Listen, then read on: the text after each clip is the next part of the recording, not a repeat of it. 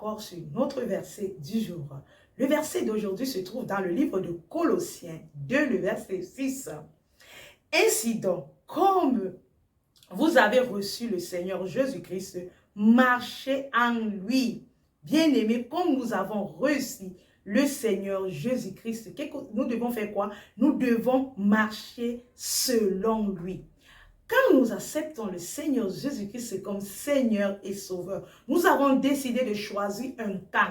Nous avons décidé de choisir notre maître. Alors, quand tu choisis qui est ton maître, tu dois marcher selon ton maître. Tu dois le laisser te conduire. Tu dois le laisser prendre possession de lui. Tu dois vivre selon sa parole. Que tes actions soient parfaites en cohérence avec lui.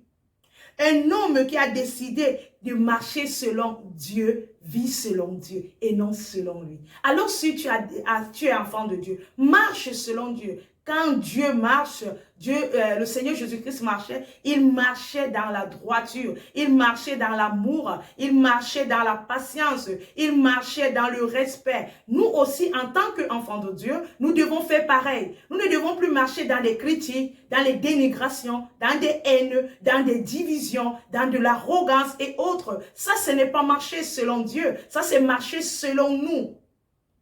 Alors l'homme qui doit marcher comme le Seigneur Jésus-Christ est appelé de marcher selon la foi, marcher selon la parole de Dieu, être soumis et obéissant aux voix de Dieu. Alors je dois aimer la vérité, je dois vivre selon la vérité, je dois m'attacher à cette vérité, marcher selon Christ.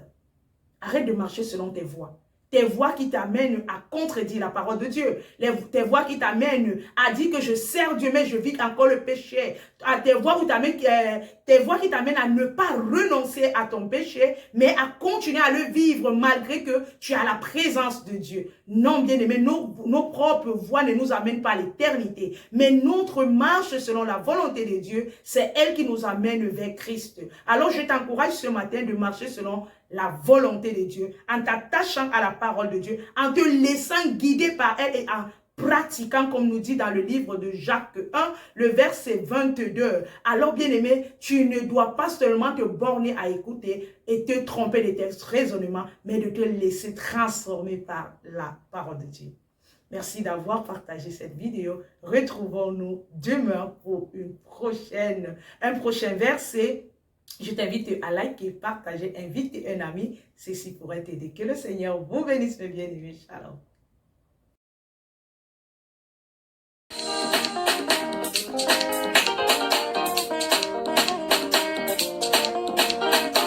Jésus a dit,